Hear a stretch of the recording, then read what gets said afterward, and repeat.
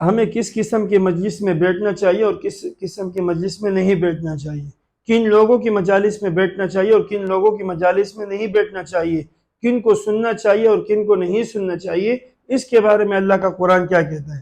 اللہ کا قرآن کہتا ہے وَقَدْ نَزَّلَ عَلَيْكُمْ فِي الْكِتَابِ أَنْ إِذَا سَمِعْتُمْ آيَاتِ اللَّهِ يُكْفَرُ بِهَا وَيُسْتَهْزَأُ بِهَا، فرمائے وہ لوگ جو اللہ کی آیتوں کا انکار کرتے ہیں اور اللہ کی آیتوں کا مذاق اڑاتے ہیں، تو قرآن کہتا ہے کہ ایسے لوگوں کی مجلس میں مت بیٹھو، یہاں تک کہ وہ اپنی اس بات کو چین کر دے۔ اب دو قسم کے ایسے لوگ ہیں جو اللہ کی آیتوں کا مذاق اڑاتے ہیں۔ ایک قسم کی وہ ہے جو کافر ہے، غیر مسلم ہے، اور سرے سے اللہ کی آیتوں کو مانتی نہیں اور سرے سے انکار ہی کرتے ہیں، ایک تو یہ لوگ ہیں۔ دوسرا طبقہ وہ ہے اللہ کی آیتوں کو تو مانتے ہیں، اپنے آپ کو مسلمان بھی کہتے ہیں، لیکن یہ لوگ بھی اللہ کی آیت کا مذاق اڑاتے ہیں۔ وہ اس طریقے سے کہ آیت تو پڑھتے ہیں، ترجمہ کرتے ہیں، لیکن مطلب اور مفہوم میں ڈنڈی مار لیتے ہیں، اور یہ کہتے ہیں کہ ہم بھی لوگوں کو قرآن سناتے ہیں۔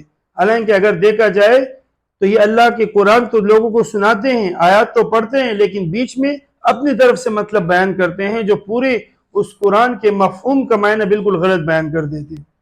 یہ بے شمار اہل باطل اس وقت ہمارے ہاں موجود ہیں جو پگڑی پہنے ہوں گے، اچھے خاصے کرتے پہنے ہوں گے اور لوگوں کو دین سکھا رہے ہوں گے، اور لوگ بھی جو غیر عالم، اگر میں یوں کہوں جاہل لوگ، جو ان کو سنتے ہیں اور پھر ان پر کیا کرتے ہیں؟ اعتماد کر بیٹھتے ہیں، حالانکہ یہ لوگوں کو گمراہ کرتے ہیں، لوگوں کو غلط دین سکھاتے ہیں، اور لوگ کیا کہتے ہیں؟ یار یہ تو بہت بڑا اچھا بیان کرتا ہے۔ اس دور میں اگر دیکھا جائے انجینئر جیسا بندہ، انجینئر محمد علی مرزا انجینئر، یہ بھی قرآن کی آیت پڑھتا ہے، حدیث پڑھتا ہے، لیکن اگر دیکھا جائے ترجمہ اور مفہوم اپنا بیان کرتا ہے، جو 1400 سال سے تواتر سے امت اس ترجمے کو بیان کرتی ہے، اس مفہوم کو بیان کرتی ہے، یہ اس صدی میں اٹھ کر آگیا اور اس کو مفہوم کو کیا کر دیا؟ چین کر دیا۔ علماء کے اندر، علماء سے دور۔ اب دیکھو تو صحیح، یہ وہ بندہ ہے جس نے ایک دن بھی مدرسے کا منہ نہیں دیکھا ہوگا۔ کس مدرسے سے پڑھا؟ اس کے پاس کون سی ڈگری ہے؟ تین چیزیں یاد رکھو، اگر ایک بندہ اپنے آپ کو عالم دین کہتا ہے تو اس کے اندر کم سے کم تین چیزیں ہوں گی۔ وہ یہ کہ ایک مستند مدرسے میں پڑھا ہوگا، مستند ادارے میں پڑھا ہوگا۔ دوسری یہ چیز ہے کہ اس کے پاس مدرسے کی طرف سے ایک ڈگری بھی ہوگی، ایک سند ہوگا کہ اس نے ہمارے ہاں سے پڑھا ہے۔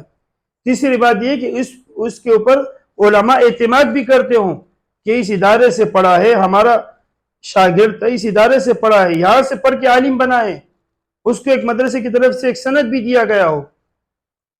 یہ محمد انجینئر مرزا جو آج کل عوام کو گمراہ کر رہا ہے اور لوگ بھی ان کو بڑے شوق سے سنتے ہیں، تو بھائی آپ دیکھو تو صحیح ہے کس کیٹیگری کا بندہ ہے، اس نے پڑھا کہاں سے ہے۔ آج کل اگر دیکھو، آپ نے دیکھا ہوگا کہ doctor M B B S جو اپنے آپ M B B S doctor کہتا ہے، اگر اس کی جگہ کوئی اور بندہ بیٹھے گا، وہ بھی لوگوں کو دوائیاں وغیرہ لکھ کے دیں گے تو لوگ اس کے اوپر کیس کر لیں گے۔ اس کی وجہ یہ ہے کہ آپ کے پاس ڈگری نہیں ہے، آپ کے پاس کچھ سند نہیں ہے، تو آپ کس طریقے سے آ کے آپ یہاں اس سیٹ پر بیٹھ گئے؟ وہاں پر بھی ہم ان کو برداشت نہیں کر سکتے۔ اگر ایک بندہ وکیل ہے، اس کے پاس ڈگری ہوتی ہے، اس نے وکلا کو پڑھا ہوتا ہے، وکلا کے ماہرین کے نیچے اس نے کام کیا ہوتا ہے، تب جا کے اس کو سند ملتی ہے، ڈگری ملتی ہے۔ یہی مثال ڈاکٹر کی بھی ہے۔ اور اگر کوئی عام بندہ جائے تو عام بندے کو لوگ کیس لڑنے نہیں دیتے، عام بندے کو ایم بی بی ایس کے ڈاکٹر کی کرسی پر بیٹھنے نہیں دیتے، اگرچہ اس کے پاس مریضوں کا رش لگا ہوتا ہے، اگرچہ اس کے ہاتھ میں شفا ہو، پھر بھی اس کے اوپر لوگ کیس کرتے ہیں۔ کیوں؟ اس کے پاس ڈگری نہیں ہے۔ اور یہ قرآن اور حدیث اتنا لاوارث ہے کہ ہر غیر آ کے قرآن و حدیث پر ہاتھ صاف کرے۔ بھائی اس بندے کی حیثیت کیا ہے؟ یہ کہاں سے آیا ہے؟ پہلے اس کی ذات کو دیکھو، اس کی دیکھو تو اس نے پڑھا کہاں سے ہے؟ ایک بندہ قرآن کی آیت پڑھتا ہے، بھائی عوام کیا ہے؟ میں عربی میں اگر کسی کو گالیاں بھی دوں گا تو وہ کہے گا سبحان اللہ، وہ تو کہے گا اس نے تعریف کی، حالانکہ میں عربی میں گالی دوں گی، ان کو کیا پتہ کہ کیا کہہ رہا ہے؟ بھائی قرآن کی آیت ہر بندہ پڑھتا ہے، حدیث ہر بندہ کرتا ہے، لیکن تشریح اور مفہوم میں یہ لوگ ڈنڈی مار لیتے۔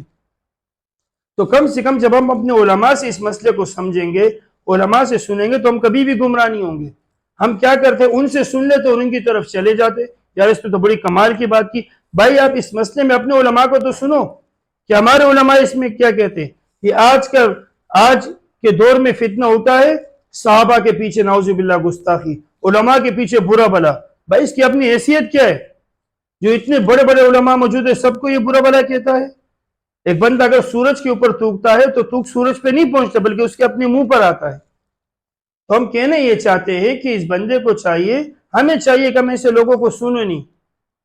جن لوگوں نے ایک عالم دین علم پڑھا نہیں ہے، اس کے پاس سند ہے نہیں، تو ہم ان بندوں کو کیوں برداشت کریں؟ جب ہم ان کو ڈاکٹری کی سیٹ پہ برداشت نہیں کر سکتے، وکلاء کی سیٹ پہ برداشت نہیں کر سکتے، تو ہم علماء کے جو منصب ہے ممبر، ہم ان پر ان کو کیوں برداشت کریں؟ کیا پتہ یہ لوگوں کو کیا سنا رہا ہو، کیا پتہ یہ لوگوں کو کیا بتا رہا ہو. بھائی عوام تو جاہل ہے، عوام تو غیر عالم ہے، ان کو کیا پتہ ہے؟ ان کو چاہیے اپنے علماء پر اعتماد کرو، اپنے مساجد میں جا کے علماء کے سامنے دوزانہ بیٹھا کرو، تب آپ کو پتہ لگے گا کہ یہ کیا ہے. وہ ایک نائی کی مثال مشہور ہے نا. ایک بادشاہ نے کہا کہ مجھے بال کاٹنے ہیں. جب اس کے غلام گئے ایک نائی کو لائے تو دیکھا کہ بادشاہ تو سویا ہوا ہے. تو اس نائی نے کہا خیر ہے، میں اسی سوتے سوتے اس کے بال کاٹ دوں گا. نائی نے اس بادشاہ کے بال سوتے سوتے کاٹ دیے. جب صبح بادشاہ اٹھا تو اس نے کہا میرے بال کیسے کاٹے، مجھے پتہ ہی نہیں لگا میں سویا تھا. تو لوگوں نے کہا حضرت آپ سوئے تھے، اس نائی نے آپ کو بال کاٹ دی. فرمایا اس کو بلاؤ، میں اس کو انعام دوں گا. کہ اس نے کہا کمال کے ساتھ میرے بال کاٹے ہیں. جب گھر میں آئے بیوی کو بتایا کہ بادشاہ نے مجھے انعام دینے کا وعدہ کیا ہے، اس نے کہا کہ آپ نے سوتے وقت میرے بال کاٹے، مجھے پتہ ہی نہیں لگا. تو بیوی نے کہا یہ کون سی کمال کی بات ہے؟ فرمایا میں آپ کو یہ نہیں سمجھا بہت بڑے نائی ہو، بہت بڑے حمام ہو. میں تو اس وقت آپ کو سمجھوں گا جب 4 نائی کھڑے ہو کر آپ کو یہ کہے کہ آپ بہت بڑے نائی ہو.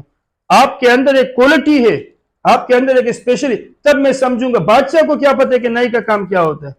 ہم جب نائی بتائیں گے کہ اس نائی کے اندر کوالٹی ہے پھر ہم مانیں گے. انجینئر کو اگر 10 علماء صحیح کہیں گے تب ہم کہیں گے اس کے اندر کچھ خاصیت ہے. اس دور میں ایک عالم بھی نہیں کہتے کہ محمد علی مرزا کے اندر یہ چیزیں ہیں، اس کو سنو. اس کو کون کہتا ہے؟ اس کی گمراہی پھیلا رہا ہے. مرزا انجینئر گمراہی پھیلا رہا ہے، اور علماء منع کرتے کہ ایسے لوگوں کو مت سنو. جو خود قرآن و حدیث کو سنتے نہیں، خود اس پر عمل کرتے نہیں، تو ایسے لوگوں کو ہم کیوں سنیں؟ بھائی ان کی حیثیت کیا ہے؟ تو ان چیزوں کو ہم دیکھیں گے تو ہم کبھی بھی گمراہ نہیں ہوں گے. ہمیں چاہیے ہم اپنے علماء کو سنیں، علماء کی مجالس میں جائیں. ہاں اگر اس کی کوئی بات ایسی ہو جو ہمیں سمجھ میں نہ آئے، ہم علماء کے پاس جا کے پوچھیں. اپنا عقل نہ دورائیں، دین میں عقل دورانے کی ضرورت نہیں ہے. جب علماء سے پوچھو گے تو پھر کبھی بھی گمراہ نہیں ہوگے. اس کے بہت سارے ایسے مسائل ہیں، کبھی صحابہ کے پیچھے بھونکتا ہے، کبھی علماء کے پیچھے بھونکتا ہے، اور اس کا ٹارگٹ یہی ہے کہ عوام کو علماء سے کاٹ دیا جائے، صحابہ کے پیچھے گستاخیاں شروع کرے. اس کا ٹارگٹ یہی ہے. لیکن ایسے لوگ ہر دور میں آئے ہیں، اور میرے اللہ نے ایسے لوگوں کو ہر دور میں ذلیل کر دیا، اور ایک دن آئے گا انشاءاللہ یہ بھی ذلیل اور خوار ہو کے رہے گا. بہت سے فتنے آئے، بہت سے فتنے آئے، ان کو بھی اللہ نے تباہ و برباد کر دیا، ان کو بھی اللہ تباہ و برباد کر دیں گے. دعا کرے اللہ رب العزت ہمیں اپنے علماء پر اعتماد کرنے پر، ان پر بھروسہ کرنے کی توفیق عطا فرمائے. وآخر دعوانا ان الحمد للہ رب العالمین.